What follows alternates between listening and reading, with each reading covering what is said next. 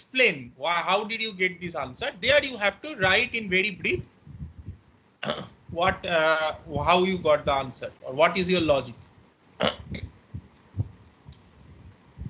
Most of the questions are numerical types, or they ask you to interpret programs and to write programs in MIPS assembly language. Okay. So they ask you that given this program, what is its meaning or what is its action? What does it do? This type of thing. And on the other hand, given say an equivalent C program, convert it to MIPS program, or given an operation for which C library function is already available, implement it in MIPS. Of course, we won't ask you to implement very difficult C library functions. Extremely easy, short things which can be implemented easily. You will see some examples in today, in future today or maybe tomorrow's class also. Okay, this type of things will be asked. Sir, I had a question. Yes. So you said that we might get questions from digital design as well. So could the questions also include Yes. things like designing registers or flip-flops, or is it only limited to combinational circuits? No, very simple combinational logic. Okay. Argument. I mean, tricky question. Like these are questions which you need.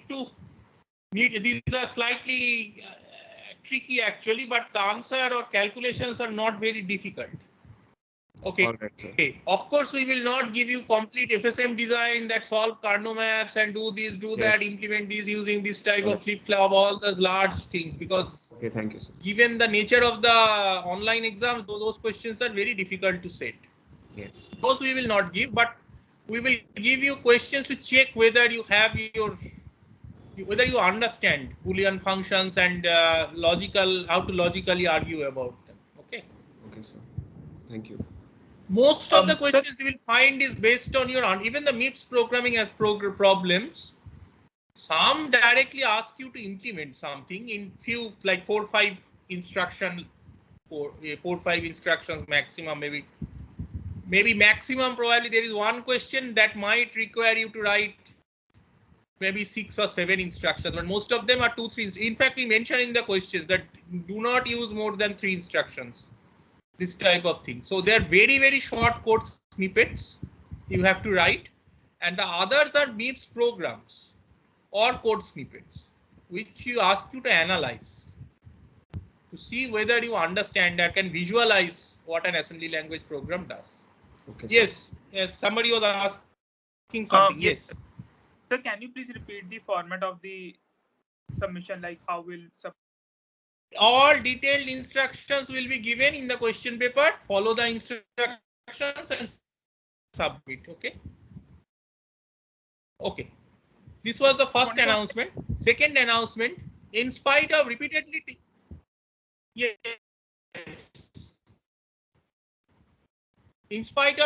telling you in the last class, please do not email submissions. Many of you are emailed. It's currently it was kind of filling up my mailbox. So I have deleted all those emails, and I have opened the lab assignment till 5 p.m. today. That is the final extension. No further extension will be granted. Please go ahead and submit. I did not expect so many of you would have problems. I think at least I found at least 12 to 15 groups have emailed me the solutions. Okay, and each of those solutions in zip folders naturally are at least a few megabytes at least. Some of them are 10 megabytes or so. So I mean, don't do this. Okay, this just irritates me. See, we are responsible and sensitive enough that if you have problem in submitting, we'll extend the deadline. But don't do something which the teachers are repeatedly requesting you not to do. Okay, it will just irritates us. Nothing else happens. I will not forward it to the TA. Okay, there is the entire utility of Moodle is that there will be a record of when people have submitted, what people have submitted. This type of divergent things, like somebody submits on Moodle, somebody emails to this teacher, somebody emails to that teacher. Some student, some group has emailed to Professor Bhargav Bhattacharya and he has forwarded to me. Why have you emailed to Professor Bhargav Bhattacharya? Is he involved in the lab? You are in third year, you don't have this minimum sense. This is only going to create confusion. What if he had missed this email and he had not forwarded to me? What would have happened?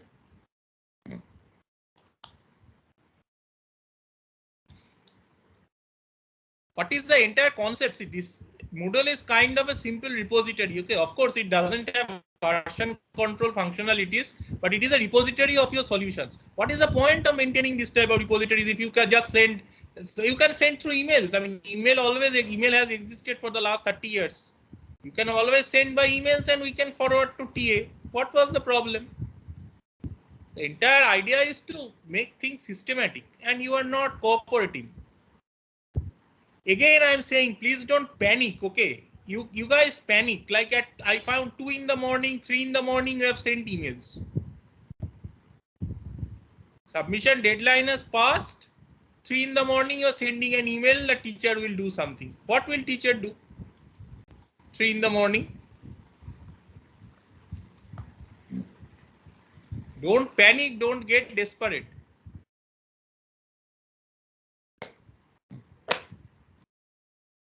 Anyways, we were discussing the set on conditional, this type of commands of instructions like SLT and SLTI. They work in an interesting way. Given a destination register, it sets it to the value 1, unsigned 1, or resets it to all bit 0, depending on whether the content of one register is smaller than the other, or the content of one register is smaller than a constant. Of course, the constant, as usual, can be maximum 16 bits. So the SLTI instruction can only compare with 16-bit constants, whereas the SLT instruction can compare between two 32-bit numbers, one in register RS and the one in register RT. Okay, let me start the recording. I think I have not started recording. Oh, it has started. Okay. Good.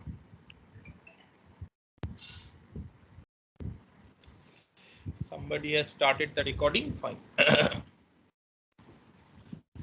Now, this can be used. This type of instructions can be used in combination with the branch instructions to implement operations like if content of one register is smaller than content of other register, go to L. This type of things can be implemented. How?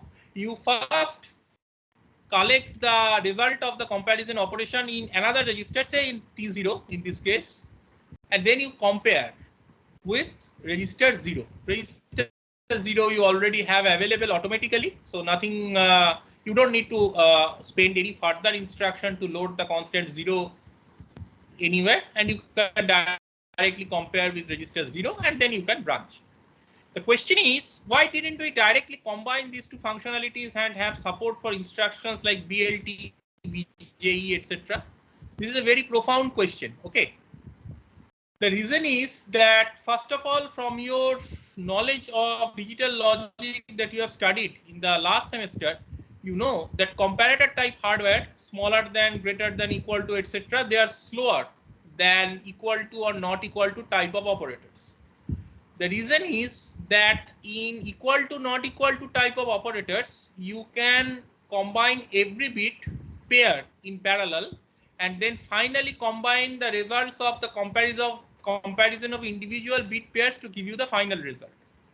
But if you are comparing two 32-bit quantities, say, for whether they are smaller than the one is smaller than the other, or one is greater than, equal to the other, etc., there is a dependency. Okay, you need to start from the LSB side, compare each other, and then go to the next bit, then go to the next bit, then go to the next bit, etc.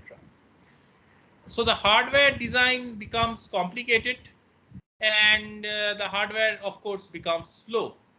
Now if we had a single instruction, we could have of course built a hardware to support these two, make two things together into a single instruction, but then that instruction would have been slow. And remember that the slowest instruction hardware determines the operating frequency of your microprocessor. So if say there are 100 different instructions supported by the hardware of your microprocessor, 99 of them finish within execution period of 1 nanosecond, then you could have said, okay, I will have my clock frequency to be 1 gigahertz. But problem is, say one of them is so slow that it takes 2 nanoseconds to complete.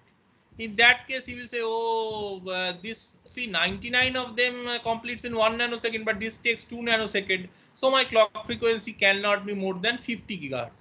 Okay, sorry, half gigahertz, which is 500 megahertz. So that is very unfortunate that one slow instruction is making everything slow. So all other instructions get penalized. Okay, and your entire system, your entire microprocessor becomes slow. So this is not done. They have said, okay, fine, I will solve it within 2 clock cycles. I will take more time, 2 clock cycles to solve it. But most of the times the other instructions will not get adversely affected. So this is a very good design compromise so that your complete system does not get badly affected.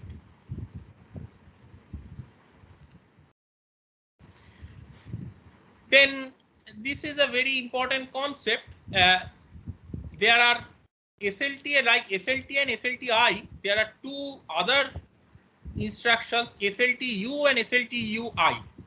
These SLTU and SLTUI interpret the register contents or the immediate operands to be unsigned quantities. Okay. So what happens is, if you look at the numbers given S0 and S1, if you consider 2's complement number system, S0 is a smaller number because S0 is basically the representation of -1 in 32 bits. Whereas S1 is the larger number because it is 1 plus 1 in 32 bits. So if you perform SLT on S0 and S1, then T0 register will be set. However, if you take the same S0 and S1 and execute SLTU on it, this time T0 will not be set, because this time T0 will interpret S0 and S1 to be unsigned quantities. It doesn't know about 2's complement, as if it does not know about 2's complement number system. And in that case, of course, S0 is a much larger number than S1 in the unsigned number system. Okay, because it is full of ones. And in the other case, when we are considering 2's complement, it has 1 on the left hand side, and full of ones means it is a very, it's like it's more or less it's a 1 on the left hand side means guaranteed negative number, and then we can find out that it is -1.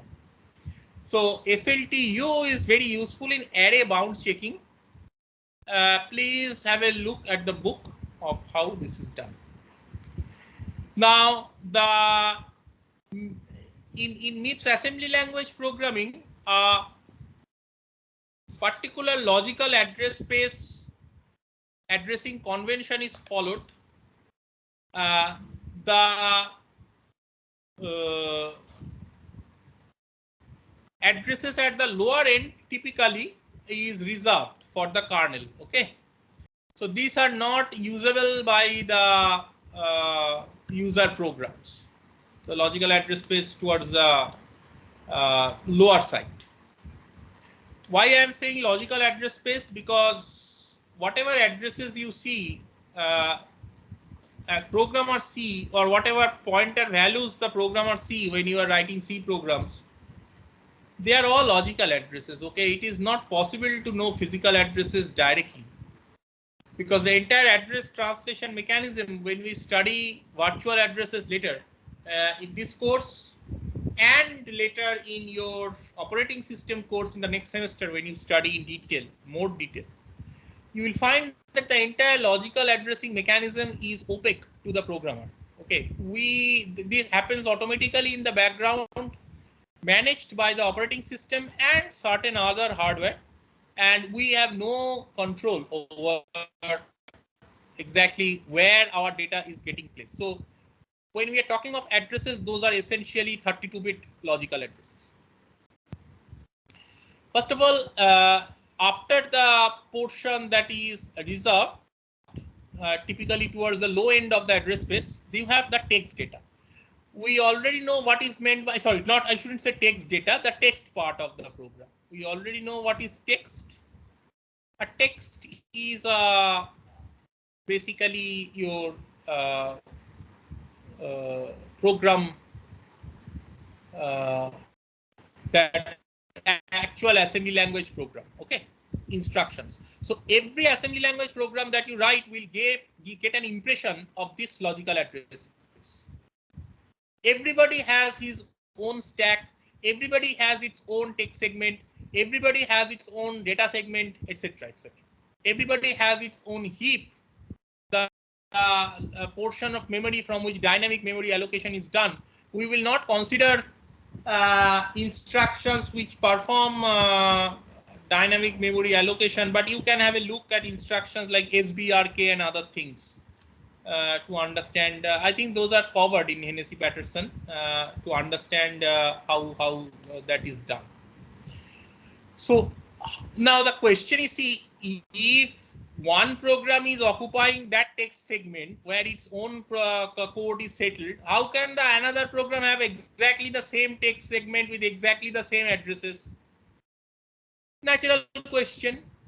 Well, the question is, they are being given an impression that each of them has access to exactly the same numerical address space, but that's a virtual or logical address space. That's not real. The operating system is giving an impression to every executable program that it has the entire computer at its own disposal with a flattened address space. First of all, the address, the way the memory is allocated actually in real computers is non-contiguous. Here we are being given an impression that it is contiguous. It is actually not. Okay, so then comes the portion which contains the static data. These are usually global variables, which are the static or other static variables in C. Global variable, constant arrays and strings. We have already seen constant arrays and strings, even statically allocated arrays, all of them occupy this portion. Then we have the dynamic data allocation from a portion of memory which is called the heap, which is used in system call in function calls like malloc in C or new in Java or C++. And then you have the stack. Very interestingly, the stack grows downwards. Okay, so you have to remember this. The growth of the stack is downwards. The growth of the dynamic data segment is upward. By growth, it means when you allocate more memory, it starts filling up towards the top. The stack starts filling up towards the bottom. So it's just a reverse picture of the way we are taught stack in data structures. Okay, in data structures, you have a top of stack, and the top of stack keeps moving upward as you keep on pushing more data onto the stack. Here exactly the reverse happens. There is a dedicated register called the stack pointer register $SP, which keeps pointing to the top of the stack. To push more, you move down the stack pointer. You decrement the stack pointer to find an empty location. That is the new top of stack, and then you push your data into there.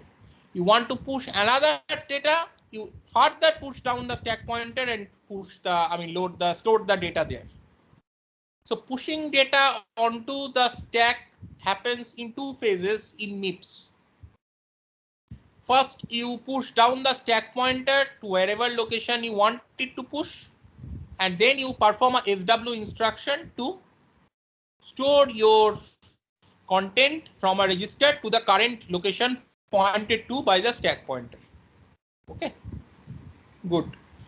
We don't need to remember the GP global pointer in this course currently, but the SP register and the program counter is not a programmer usable register. It's an inbuilt register which contains the instruction or contains the address. Program counter or PC contains the address of the next instruction to be executed. Please remember this. Not the current instruction that is being executed. There is a misconception among students. The program counter contains the address of the next instruction which is going to be fetched and executed. Okay, please remember this. Why is this important? Repeatedly I am mentioning this. We will see maybe in tomorrow's class. What is the implication that the program counter actually stores the next instruction which is not yet been executed, this address, and not the current instructions address. Okay, there is an implication of this. Fine. Now let us move to probably the most complicated portion of this entire topic, which is procedure calling or function calling. The steps required in MIPS to first of all, MIPS, what is a function? In the context of language programming, that you have to understand. See, a high-level programming language like C programming language has a concept called a function. Okay, and there are several rules that are obeyed. Function has a prototype. Function has input arguments, output values. It has a body. There are certain rules of what can be described inside function bodies. Okay, one function definition cannot contain another function definition. All these other things are there. And then you can call the function, get values from a function, etc. Unfortunately, in MIPS, there is no concept as such called, there is no, the microprocessor actually does not care too much about a function. It does understand the difference between code written outside a function and code written inside a function. To the microprocessor, everything is a flat body of code. There is no hierarchy.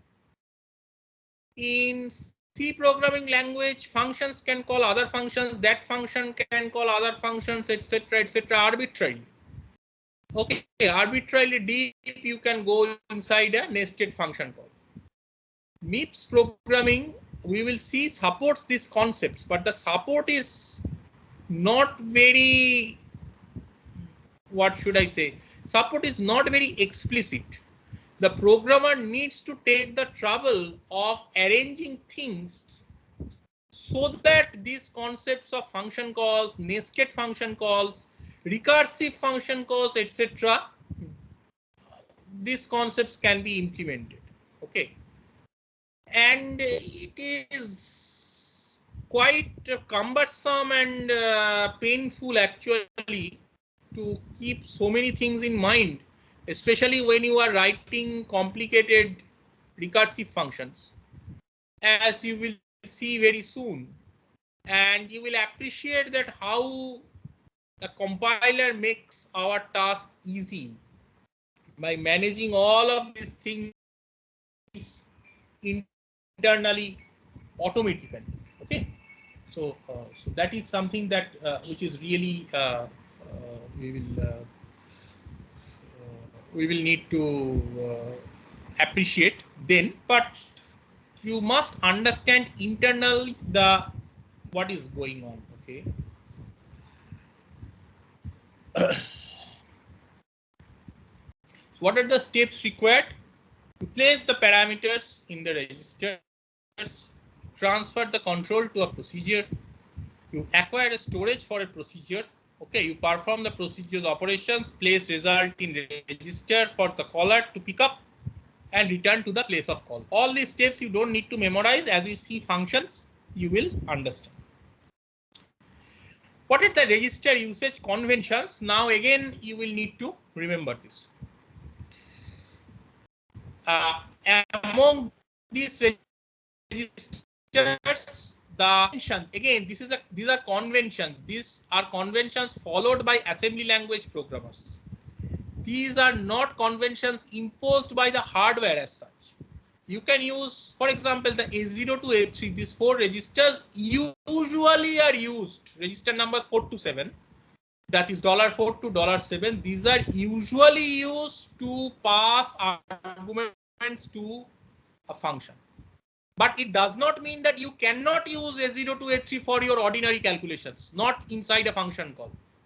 Absolutely you can use, but people try not to use, and people try to stick to the convention so that later, if somebody reads your code, who also knows the convention, later if somebody reads your code, they can debug it easily and understand your code easily. So please, it is requested you stick by the convention. Okay. Typically for the A registers are used as argument registers to pass on arguments to the functions. Maximum 4. If you need to pass on more arguments, you need to use the stack. However, probably we will not need to deal with that case in the examples that we'll show. V0 and V1 are 2 registers which are actually register numbers 2 and 3, $2 and $3, which are typically used to return values. What is meant by returning values? The procedure just calculates the final value and puts them in either V0 or V1, or maybe some other register. I mean, V0 or V1, or maybe both, and returns to the calling function with the expectation that the calling function will then pick it up from V0 or V1.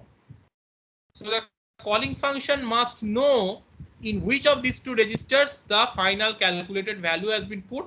Maybe it can be put in both the registers. Okay, so you can basically return 1 scalar value of 32 bits or 2 scalar values of 32 bits through this mechanism. Okay, then T0 to T9 are these 10 registers are the temporary registers, can be overwritten by calling. What is overwritten by calling? The function that you have called, there is no concept of local variable in MIPS. Okay, the register resource, the register file is common to both the caller function as well as the function that is called. The function that is being called is called the calling function. Okay, so these are common to both. That view is global, so that you will face that, well, there is no concept of as such any local variable. How is the concept artificially implemented?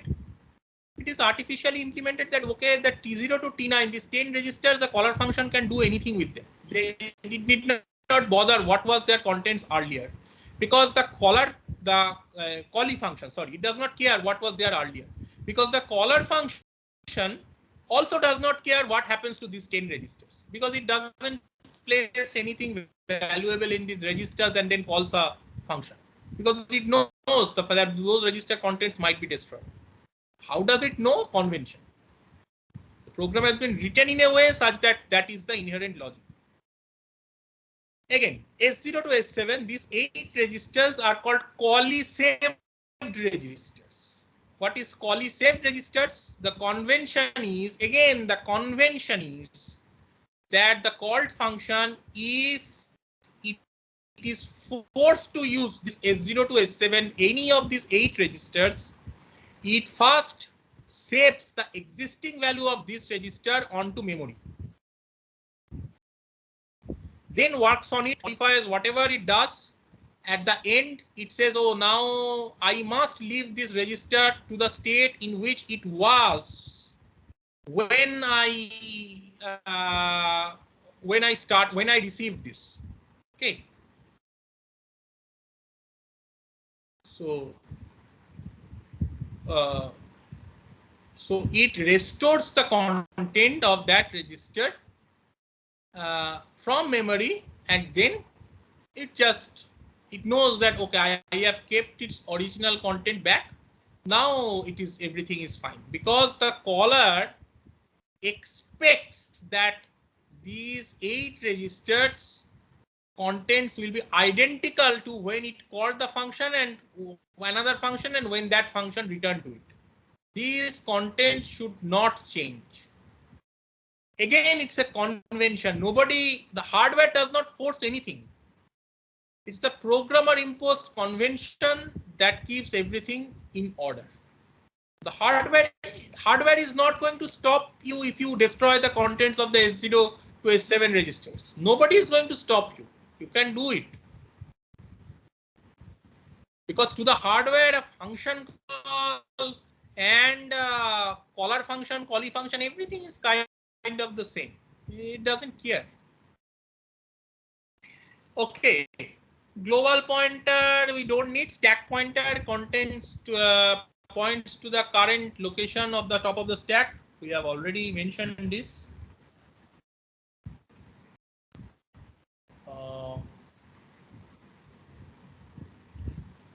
And frame pointer we won't need. Return address, well, return address is the address to which you have to return. This is a very, very important piece of information. Okay. This information, why is it important? Because your function calls, as we will see very soon, it just jumps. It is basically a jump to a new location where your function has been defined. Okay. Now you need to return back, right? Typically, you when you are executing loops, you go back to some earlier location. Again, you come to the end of the loop. Again, you go back, or you just go to the next instruction. Here, function calls are not like that. Functions bodies might be located far away from the current location. So suddenly you go to jump to that sort of a location. You need to remember where to come back. The return address or array register contains exactly this address. Fortunately, you don't need to store the return address explicitly into the $array register. Most of the times. Sometimes you do. We will see when we need and when we not need. There are special instructions available for correct return address value to the $array register. $array is register number 31. So we will primarily play with the A registers, B registers, T registers, S registers very rarely if we are at all deciding to use them. Try to avoid using them. If you are forced to use them, then what to do? You have to use them. And you have to follow the procedure of saving and restoring. SP and RA. These are the registers that we should be primarily concerned with. Now, although the MIPS processor hardware does not care about what is a function in general, it does have basic rudimentary support for function calls and returning for functions. It has support through 2 instructions. One is called JAL, jump and link. Okay. The JAL instruction, as such, the syntax is very simple. JAL function name. Okay, function name is just another label with a colon, like we have seen. Okay, but the JAL is a very is an extraordinary instruction. It is not like the ordinary J instruction, because it automatically puts the address of the following instruction in $array. What is following? Following is not the procedure to which it is jumping. Following is the is basically the address of the next instruction in the caller function, where it should come back after the function call is done, where the function so-called you should return that address. Automatically it just keeps in $array before jumping. Okay, please remember. Address to which control should come back in $array and then jumps. And finally, at the end of the procedure, there is another instruction called JR $array or jump register. This first copies $array to the program counter. Why program counter? Because program counter is the internal register which contains the address of the next instruction to be executed, right? So it copies that $array to program counter, and then in the next clock cycle automatically control returns to that because the program counter fetches that instruction from that location and executes, which means automatically your control goes back there. It can be used for case switch statements, but we will not see them. So let us see some simple examples today. Tomorrow we will dive deep into this. First is a leaf procedure example. Leaf procedure means there is no nested function call. The procedure does not call any further procedure. Okay. So say the leaf example is say it takes 4 arguments g, h, i, j. It calculates f equal to g plus h minus i plus j and returns f. We have seen this code body earlier when we were studying MIPS at the beginning of our discussions, but this time it will be through something called like a procedure. Okay. So suppose the arguments g, h, i, j input arguments are in registers A0 to A3, and it is decided that f will be calculated using register S0. Now you can say why? This is a very simple procedure body. There was no need to involve S0 here. We could have peacefully lived with the T register. There are 10 T registers, sufficient. This is a very simple program. Yes, but just to show you what happens if you use a S register in the called function, they have decided that the F calculation will be done using the S register. And because you are going to do the F calculation using the S register, you must save S register on the stack and finally restore its value. Okay, that is the convention you must follow. And finally, interestingly, S register value is not returned to the caller because that is not the convention. Value would finally be returned through V0 only. So the V0 register will contain the final F value, which the caller function will pick up from somewhere. So again, the content of S0 has to be copied in V0. Let's see this. First, so leaf example, this entire procedure body starts with a label with a colon as usual and ends with a JR instruction. So the identifier for a procedure body, what is a procedure? A procedure body is a block of code which starts with a text label and ends with a JR instruction. So firstly, they have decided to make a gravely foolish choice of trying to use S0. So S0 has to be stored on the stack. How do I store it? Well, the current stack location is pointed to by SP and the stack will grow downwards. One register is 4 bytes, right? So I add -4 with stack register to push it down to point to an empty location. then I push S0 on the stack. There is no instruction called push. So of course I use the SW instruction to whatever is the content, current content of S0, I just store it on the stack with an offset 0 in the SW instruction. Why offset 0? Because SP is currently pointing to an empty location.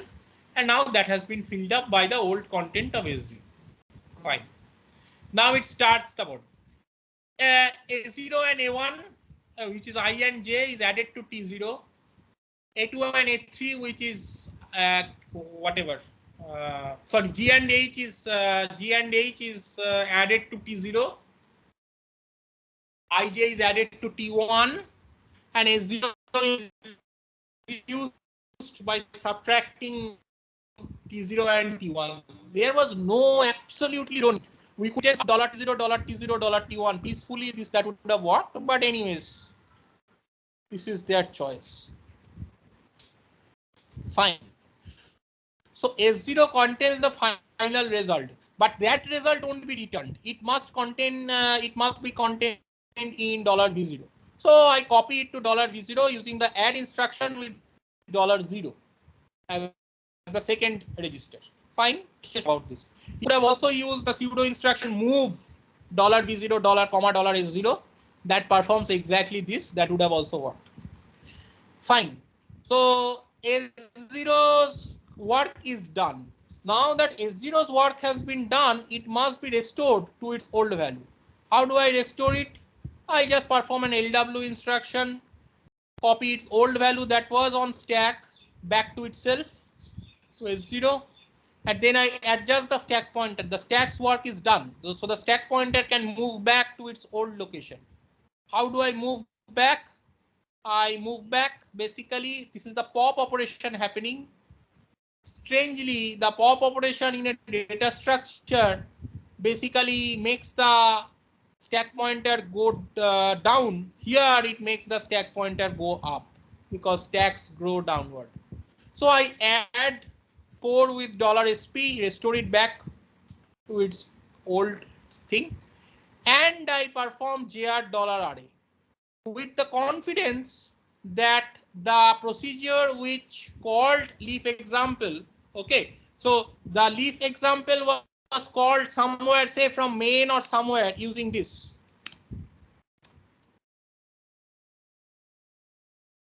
This was the call for leaf. Okay, leaf example.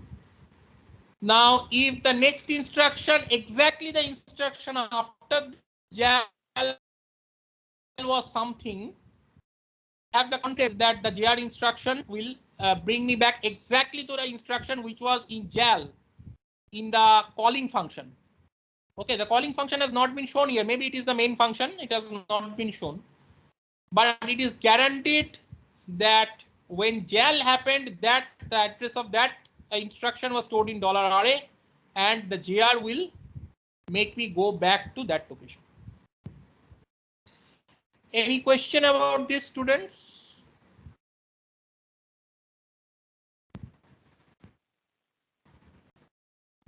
Anybody has any question? Because this is slightly peculiar.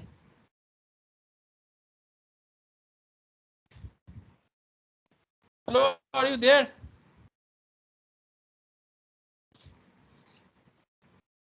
Yes, sir. Yes, sir. Yeah, so yeah, so no question. Now let us move to the next non-leaf procedure example. I'll see. Yeah. Oh, okay. This is a factorial function. I do not want to start discussing the factorial function right now. Let me just describe the general issues of non-leaf procedure. A non-leaf procedure is a procedure which can call further functions. Okay. So these are nested function calls. Now here it becomes slightly tricky. The question is, what is your return address? Okay. When function f1 is calling function, so when main calls f1, The return address is the address of some instruction inside, like we saw with leaf underscore example. No problem. But when F1 further calls F2, in that context, the return address is the address of an instruction inside F1, not inside main, because the parent function for F1 is main, but the parent function of F2 is F1. So what I have to do is, well, I have to store the old value of $array somewhere into memory, because the JAL instruction, if I call from inside F1, it is going to overwrite $array with the address of its next instruction. But the next instruction is the instruction inside F1. What will happen to the instruction in main? Right? That cannot be overwritten. That's a very valuable piece of information. Otherwise, I will, after the end of F1 and F2, where to return. From F2, say I return to F1, fine. But from F1, where to return? I don't know. I've lost my return address. That is dangerous, right? That cannot be allowed to happen. So the original return address must be stored somewhere. Okay. There is only $. Unfortunately, there is only $1 array register. There aren't multiple $array registers that you can store one return at here, the next return address there, etc. However, you have lots of memory space in the stack. So why don't we perform the same convention, and any register that has to be saved, I will save on the stack. That is my convention, and that exactly the same thing I have followed for S0 registers. I will now also follow for the array register. Okay, and my stack will keep on increasing if there are further and further and further nested function calls, because every time I need to save at least the return address, that is guaranteed, and also maybe some other arguments and registers onto the stack. That's why you might have heard that the stack keeps on increasing as you perform nested deep function calls, and the stack operations take additional instructions. That's why recursive function implementations are typically often slow if there is a deep recursive call. The classic example that we will study is the factorial function using recursion. You know from your previous courses that factorial function in iterative manner is much faster compared to a factorial function call using a recursive manner. There are other examples of recursive function calls given in the textbook and in the combined SPIM, that manual. There is a function call deeply recursive function calls. I think Fibonacci might be there, and there is also something called a TAC, which is a pathologically deep recursive function call. So have a look at those. This is the. Do you have some time, students? It will take 10 minutes to discuss. Do you want me to continue this factorial function, or do you want me to do in tomorrow's class?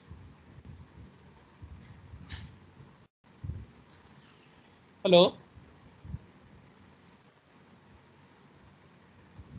Hello, students, are you there? Huh? Tomorrow's class, like we have another class.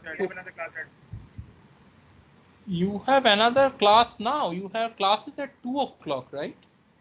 Yes, that's what I'm saying. Yeah, let me continue with this. Okay, it will take 10 minutes, but this is a very nice function. Let me cover this. Nothing to explain about the C function call. All of you know this. The logic is the first if clause. Well, somebody might argue that this is not perfect. What about if somebody passes a negative argument, because you are allowing both signed and unsigned integers. Let's not go into those discussions. I assume that either 0 might be passed. I mean, non-negative arguments will be passed. That is guaranteed. Maybe some before this function call is performed, some other sanity checking steps have happened. We have eliminated, which will eliminate and filter out non-negative, non-positive, or less than 0, like negative argument. So that possibility cannot happen. So its logic is quite simple. Everybody knows this. If it is 1, it returns 1. If it is less than 1, it returns 1. You could have written maybe less than equal to 1, but here they go down up to 1. And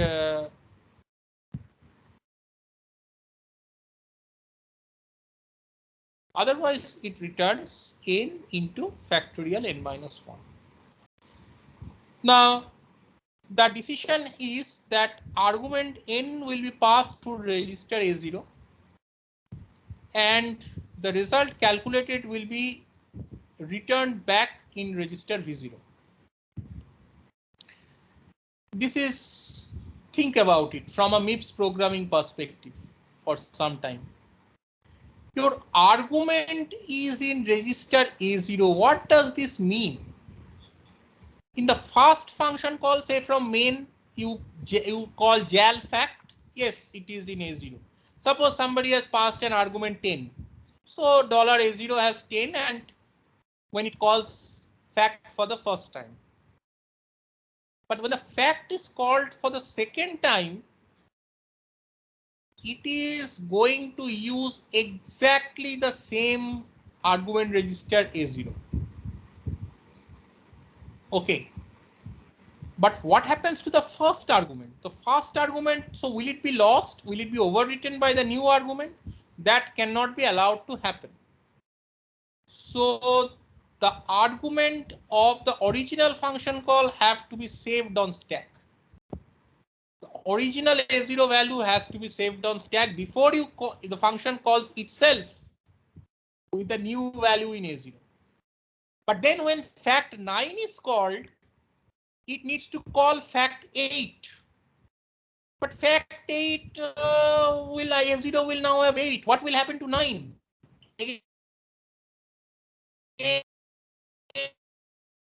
9 has to be saved on the stack, means A0 has to be saved on the stack. So along with return addresses, your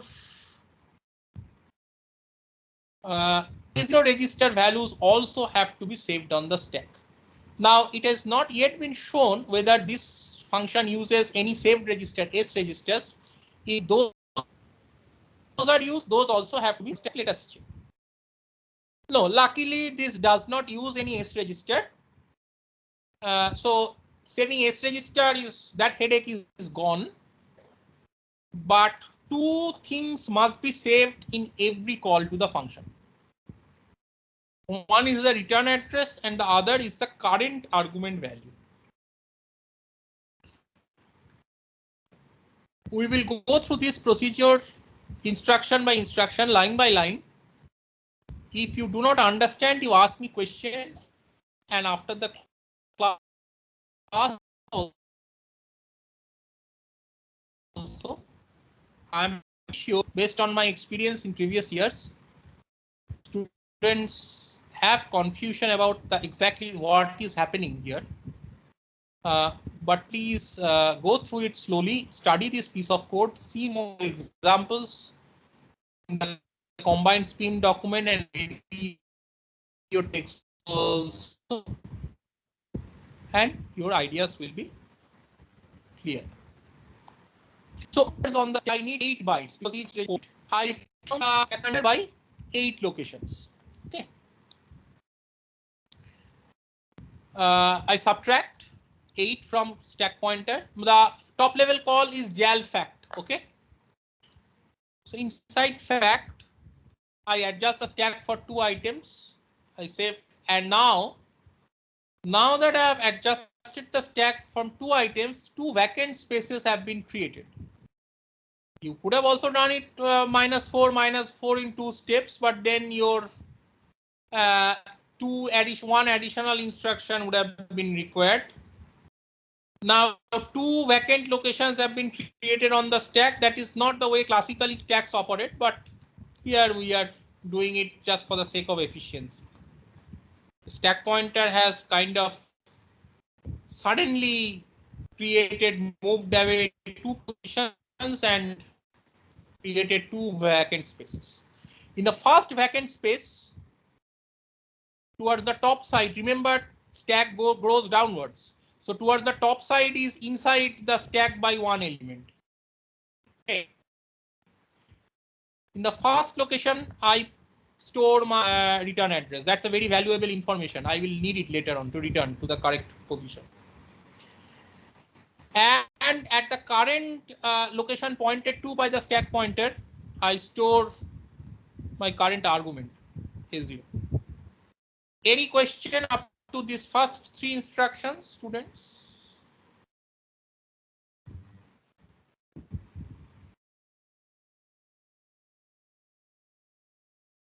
This should not be very difficult to understand. Now I perform test. Is my argument smaller than 1? I am just following the C code that has been given. Okay, exactly same. I use the SLTI instruction. The SLTI instruction will compare the content of A0 with the constant 1. And if it is true, it sets $T0 to 1. If it is true, which means SLTI handles the case when A0 is 0. Okay. Now, if T0 is 0, it means no, it is not smaller than 1. It is greater than equal to 1. So I need to do further work. So I compare $T0 with $0. If they are equal, which means nothing has happened to T0. Nothing has happened means it has been reset, means the comparison has failed. Because the comparison has failed, I know my argument is greater than equal to 1 and I need to do further work. So if not, I will go to L1. What is L1? We will see later. But if it is actually less than 1, in that case, I have my answer and the answer is 1. I don't have to do anything. I just load V0 with 1. I could have also written li $V0, 1. That would have also worked using the pseudo instruction li. Otherwise, you do it properly, add I $V0, $0, 1. So that stores 1 in V0. My result is done. I don't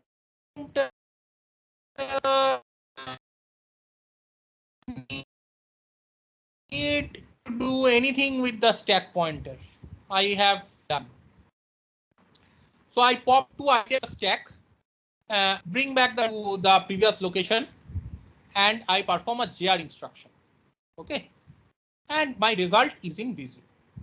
Now this JR $array in this instruction is the most complicated instruction of this entire code because it plays a dual role.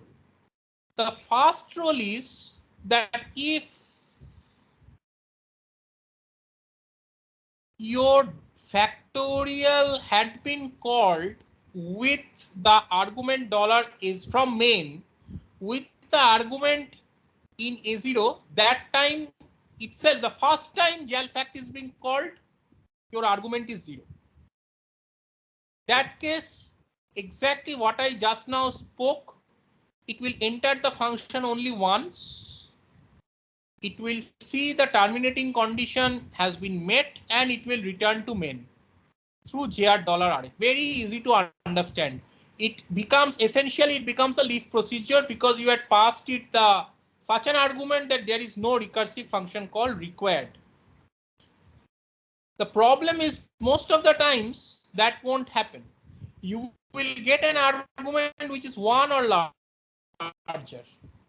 If that is the case, then recursion starts playing, and then $array does not return to your main function. It most of the times it returns to the function called recursive function called parent that called this instance of the current function. Okay, it returns just to the parent. That parent need not be the main. Probably it is not the main. It only returns to main once at the end.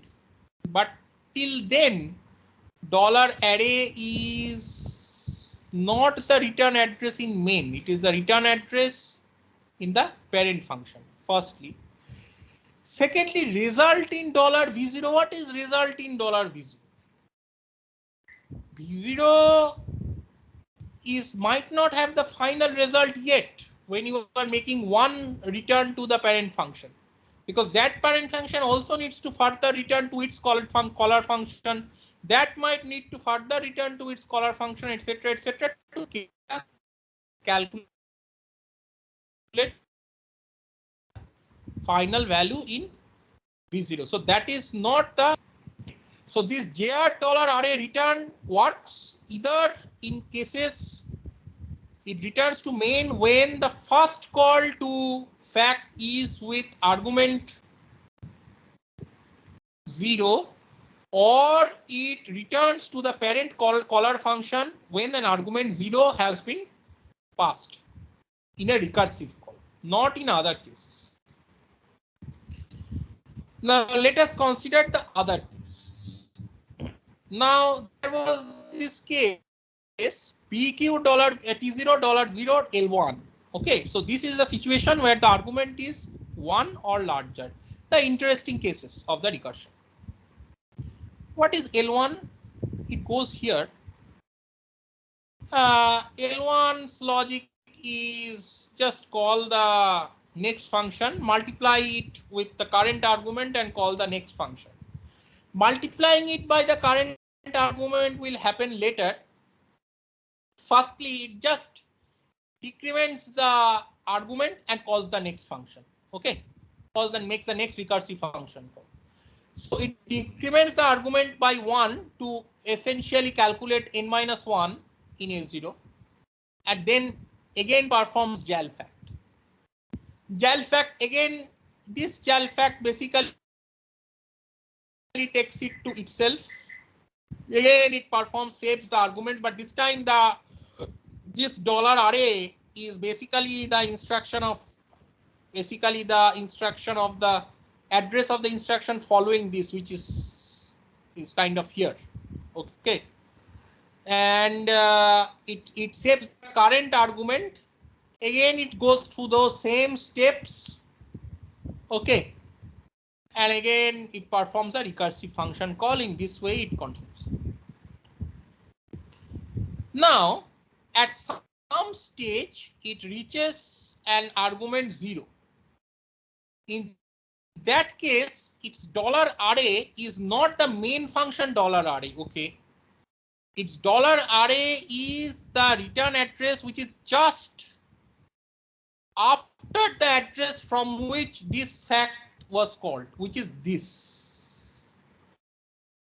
Okay, so with 1 in V0, it reaches this position. Okay, so it restores the original n that was just now pushed on the stack, and it restores the return address that was recently. All these are the recent address things pushed on the stack. Those are restored, and it adjusts the stack pointer to take into consideration that 2 items have been popped, and then it multiplies $0 with $is. How is it? And storing, overwriting V0 with it. Mul is an instruction which multiplies 2 registers, A0 and V0, and stores it in V0. How is it doing it? What value is there in V0? Well, if you look at the C function call, if n minus 1 had become 0, okay, and 1 had returned, the current value of n is 1. So 1 will be multiplied by 1 and V0 will contain this. And then again it calls J0, JR. But what is JR? JR is not the final result, okay? It again returns to this position from where fact was called. Okay, again it restores the arguments. Now the arguments after call to 1, the arguments are probably 2. So 2 gets multiplied with the current content of V0, and again it calls it returns to the return address. In this way, it unrolls the recursion. But repeatedly stuff that was pushed in the stack, last in first out order, was popped for the first time initially. And how the recursion unrolls by contributing these factors in to the multiplication in every return call. The first return call is the base condition that has contributed 1. Then it contributes 1 again. Then it contributes 2. Then it contributes 3, etc., etc. If say it was contribute up to 10, and finally when all recursive function calls are exhausted and the stack has been completely popped out, it finally performs another JRA to return. That is the final return address that was stored first time when it was called with an argument maintain. Okay. So the complexity of the code arises from the fact that it can make returns to the caller function, either the main function or the parent caller function, from 2 separate locations. One location is this $array location, which handles the situation when the effective argument value has decreased to 0. And the second one is this location when the argument value is non-zero. From both of these locations, it can return either to main or to the parent function call. Okay, that is the complication of this function. You may try to implement it in some other way, absolutely fine. I mean, it will be still recursive, but maybe in some other way you can try to implement, no problem. Okay, I encourage you to do it. But do you understand this, students?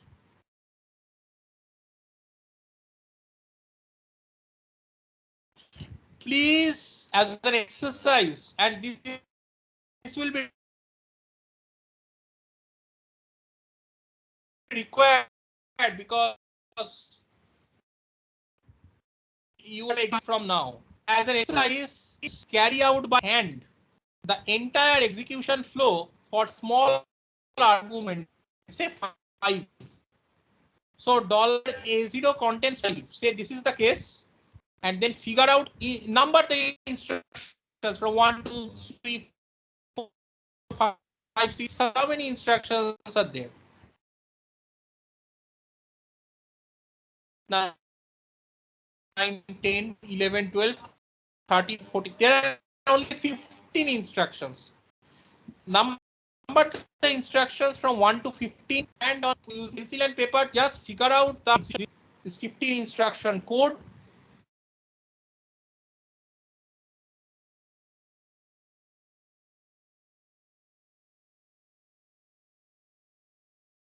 Okay, and this code works perfectly. To current are restore current as well, and reading to locations either to main or to the caller function.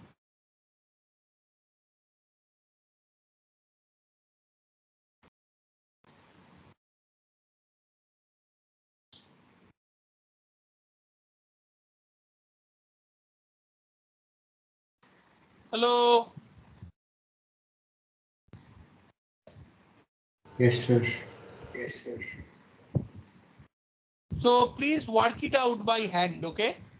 Once you get the hang of this program, all other programs, non-recursive programs will seem very easy. Okay, this is a simple program. It's not a difficult program, just that because it is a recursive program, it looks a little difficult. Now think about the Fibonacci implementation in MIPS. The problem with the Fibonacci recursive implementation in MIPS is that it needs to make two recursive function calls. So the fun will become double, okay? So I think it is there in the textbook. Please have a look at it. First you analyze this. First you make sure you understand this single recursive call program.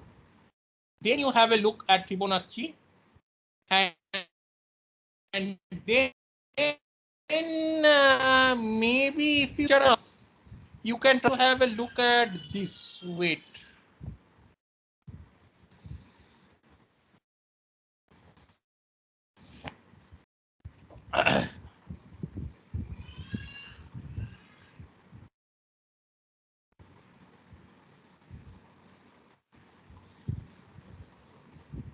So now you understand how much work goes on behind the scene to make function calls and recursive function calls possible.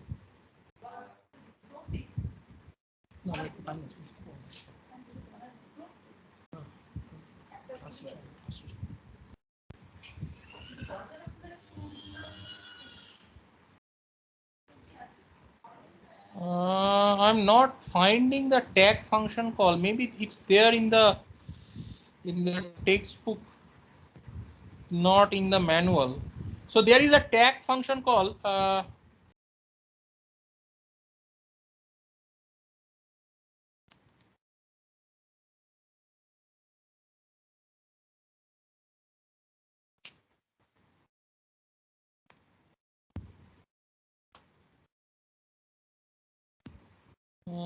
No.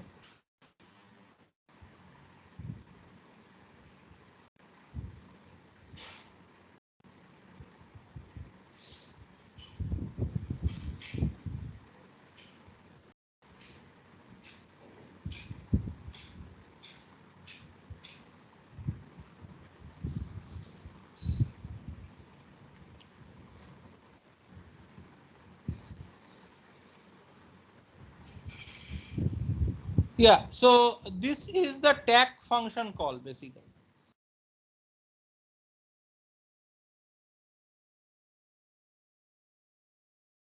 This is the definition of the tag function. This is a pathologically a complicated recursion intentionally figured out to check how good your stack mechanism is. This can be used actually to check your load store and stack pointer, how efficient it is in the hardware implementation. Okay, so this has been used as a benchmark for optimizing recursion and support for recursion in a particular language or in a particular hardware architecture. Okay, so there is a triple recursion and everything is enclosed within another level of recursion. So it is mind-bogglingly complicated essentially. But people have also implemented this in MIPS, and you can also try without looking at the solution. Okay, thanks. We'll meet tomorrow to discuss further functions. Manipulation of string type of characters. We have already seen one program. We will see some more. Manipulation of strings and calculation of addresses. Thank you.